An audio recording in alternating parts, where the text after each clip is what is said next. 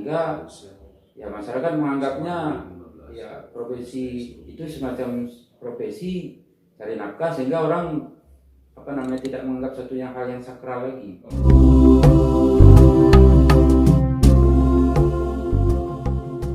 Warahmatullahi wabarakatuh. Selamat datang kembali di channel YouTube Pejuang Dakwah Agara.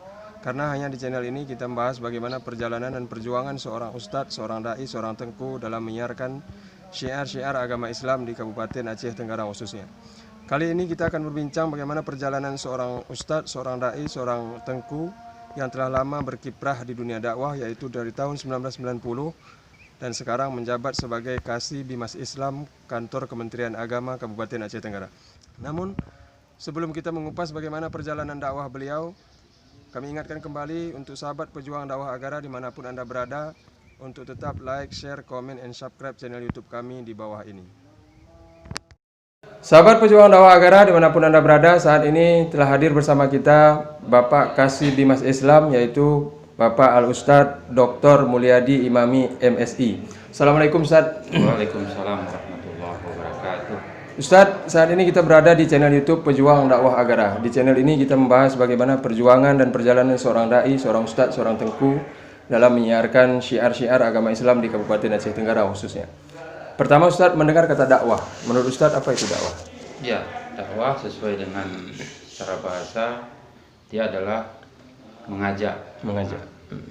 Oleh karenanya bahasa dakwah itu adalah bahasa yang bagaimana kita bisa mengajak orang lain ke hal-hal yang lebih baik, terutama ya berkaitan dengan ajaran Islam tentunya. Apabila pada suatu saat dulu dia berada dalam kesesatan, kita harapkan dengan dakwah itu dia bisa diberi hidayah oleh Allah Subhanahu wa taala.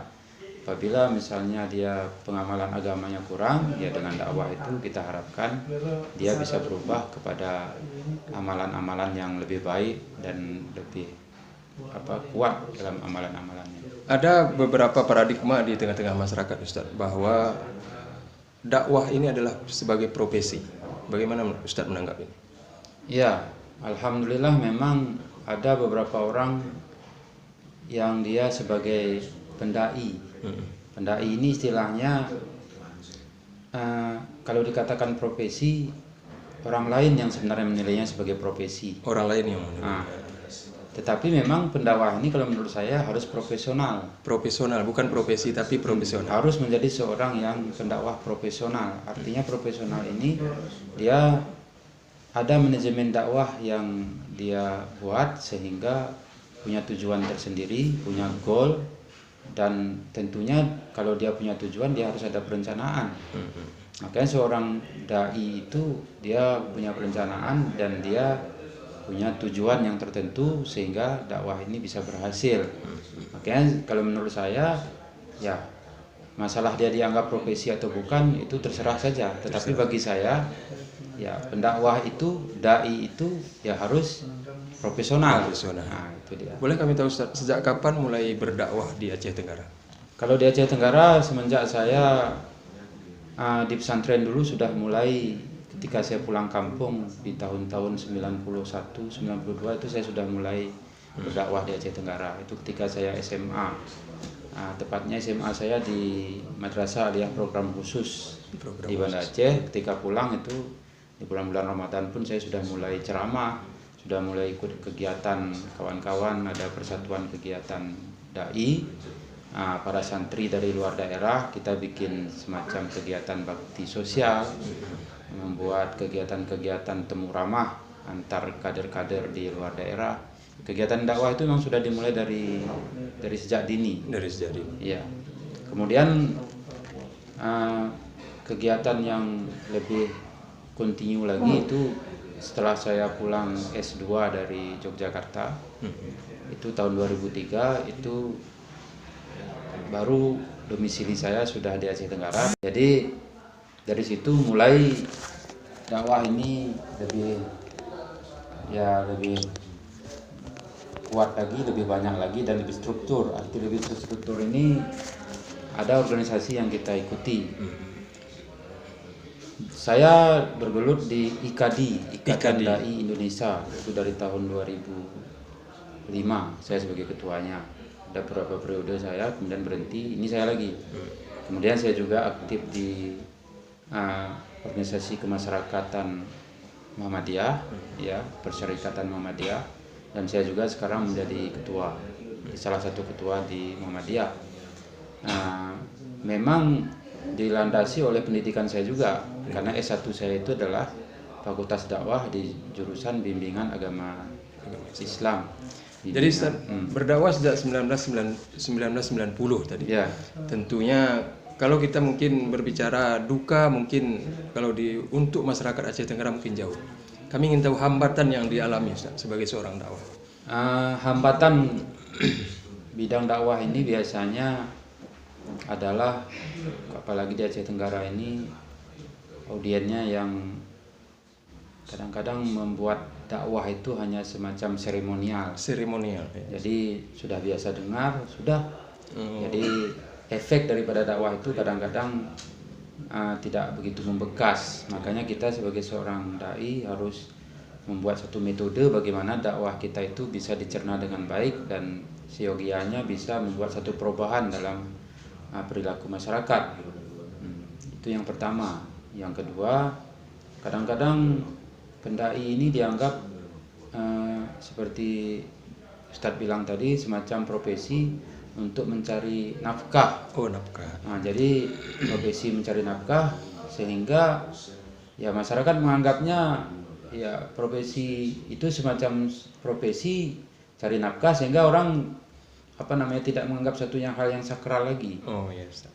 Ini akhirnya pendai kita kurang dihormati. Adalah istilah dai proposal, ustaz proposal, macam itu. Ini juga adalah macam tantangan dalam berdakwah itu. Kalau menurut Ustaz, indikator keberhasilan seorang pendakwah itu apa, Ustaz? Ya, indikator seorang pendakwah itu ya ketika berhasil menyampaikan sesuatu. Ya, ketika dia ya mempunyai kader. Mempunyai kader. Dia harus mempunyai kader.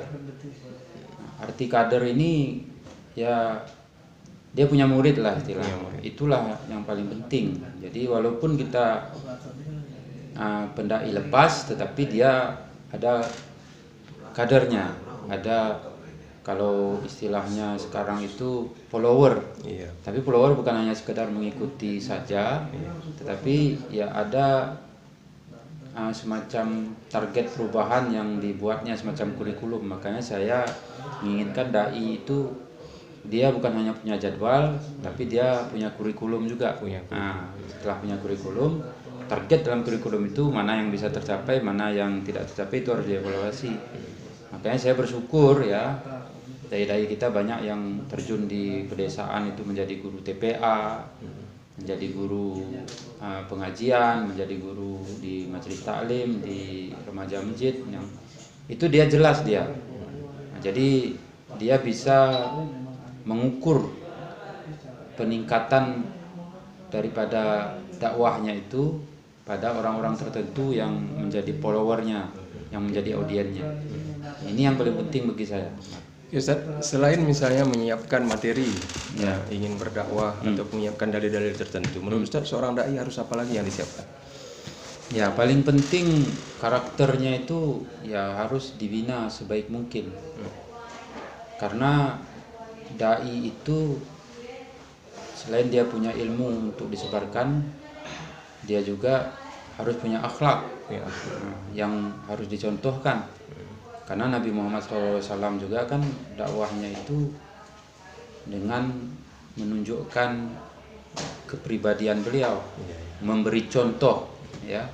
Maka jelas dalam ayat pun, laqad kana lakum fi rasulillahi uswatun hasanah. Maka yang paling penting pada diri dai itu bisa memberikan contoh yang baik.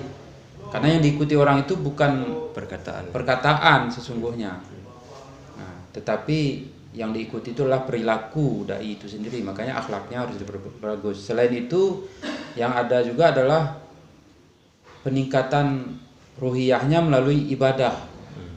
Jangan dai ini seolah-olah ceramah-ceramah saja, tetapi dia ibadahnya tidak diperkuat. Karena kita lihat ulama-ulama dulu, dia mau ceramah itu, mau dakwah itu malamnya dia tahajud, memperkuat ruhiyahnya.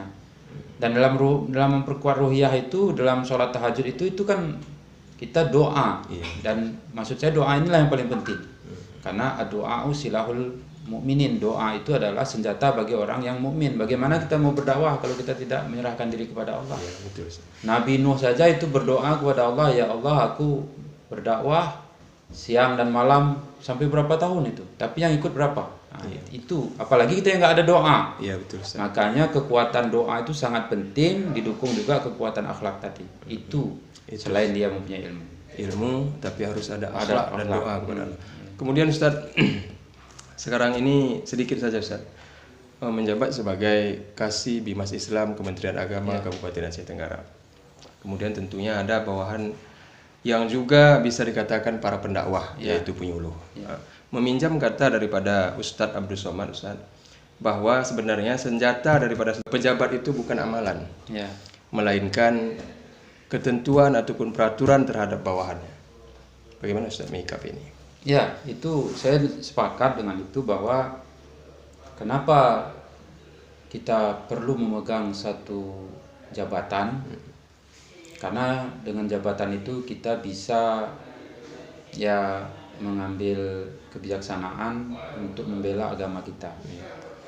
Nah, artinya aturan-aturan ada di agama kita itu kita bisa ikut ambil adil, bisa tegakkan, bisa kita tanamkan dalam aturan-aturan sehari-hari. Termasuk kita di seksi Bimas, itu para penyuluh itu seperti saya katakan tadi, ketika saya jadi Kasih, maka saya ingin penyuluh-penyuluh saya itu dia punya ilmu dakwah, dia punya ilmu agama, dia punya akhlak yang bagus, dia juga punya ibadah yang bagus. Jadi ketika saya ada menjadi kepala seksi Bimas Islam kantor Kementerian Agama Kabupaten Aceh Tenggara ini, maka saya membuat semacam bukan regulasi, semacam anjuran-anjuran lah, kebijakan-kebijakan kepada para penyuluh ini, agar mereka ini paling tidak masjid di kampungnya itu tidak diterlantarkan, bisa mereka bangun, pengajian di kampungnya bisa mereka bangun. Kan inilah, makanya saya katakan tadi, saya bersyukur ada dai-dai di kampung-kampung ini. Makanya penyuluh-penyuluh ini, saya tidak berharap muluk-muluk dia harus mendirikan pesantren, harus menjadi ustadz besar, nggak seperti itu. Tapi ketika dia bisa menghidupkan masjidnya, menghidupkan TPA yang ada di masyarakatnya, maka itulah nanti menjadi cikal bakal dakwah yang sesungguhnya. Iya betul. Kemudian Ustaz tadi sudah bercerita hambatan-hambatan dalam berdakwah. Kami ingin tahu dulu bahagia yang menjadi seorang pendakwah. Ya, saya luar biasa ketika saya menjadi pelaku dakwah, itu memang kebahagiaan itu terasa. Karena memang kebahagiaan itu diberikan oleh Allah Subhanahu wa Ta'ala dengan janji beliau, intan surullah yang surkum. Ketika engkau menolong agama Allah, maka Allah akan menolongmu. Dan itu saya rasakan sekali. Itu dirasakan. Makanya ketika saya beribadah, saya merasakan sekali dekat dengan Allah. Ketika saya berdakwah, saya merasakan sekali betapa yang memberi hidayah itu adalah Allah, bukan kita. Jadi kita itu sangat dekat dengan Allah, sangat dekat dengan kekuasaan Allah, sangat dekat dengan bahwa segala-galanya itulah la haula wala quwata illa billah. Makanya dengan saya berdakwah itu saya merasa inilah dia kebahagiaan yang luar biasa. Kemudian Ustaz, perbedaan pendapat di antara dai, misalnya Ustaz A, Ustaz sana bilang A, Ustaz sini bilang B. Bagaimana kita menyikapnya seharusnya Ustaz? Ini dinamika yang harus kita terima, karena Allah itu membuat seperti itu agar ada dinamika ini saling mengisi. Kita lihat ada satu kelompok yang mengatasnamakan kelompok A misalnya, Majelis Tabligh misalnya, mereka luar biasa dakwahnya, kita sangat hargai. Orang-orang yang tidak bisa kita jangkau oleh dai-dai yang lain bisa mereka jangkau, dan itu mereka ajak sholat. Ada kelompok lain yang dia memang lebih kuat di bidang tarbiyahnya atau di bidang majelis zikirnya. Dia zikir saja, kumpul sana majelis zikir, kumpul sana majelis zikir. Ini memang nampak berbeda dia, tetapi dalam perbedaan inilah kemudian menimbulkan kemajemukan, menunjukkan kebesaran Allah Subhanahu wa taala. Kalau saya menanggapi perbedaan itu suatu hal yang berkah. Suatu hal yang berkah, dengan itu saling menutupi. Jadi kalau saya tidak melihat kelompok-kelompok ini negatif, kelompok ini negatif, tidak. Itu semua saling mengisi. Oke Ustaz, terakhir Ustaz, pesan-pesannya untuk penonton setia channel YouTube Pejuang Dakwah Agara. Ya, pesan-pesan saya kepada masyarakat bahwa dakwah itu sangat penting, artinya, dan dakwah itu bukan hanya tugas seseorang. Dakwah itu semua tugas kita, maka kita sebenarnya diwajibkan untuk keluar ke masyarakat kita untuk berdakwah. Kalaupun kita tidak bisa berdakwah karena kita merasa tidak ada ilmu, paling tidak dakwahkan diri kita sendiri. Ibda binafsi. Mulai dari diri kita sendiri. Robah diri kita sendiri. Perbaiki diri kita sendiri. Dengan begitu nanti kita akan merubah orang di sekitar kita. Itu saja pesan saya, mudah-mudahan bermanfaat. Assalamualaikum warahmatullahi wabarakatuh.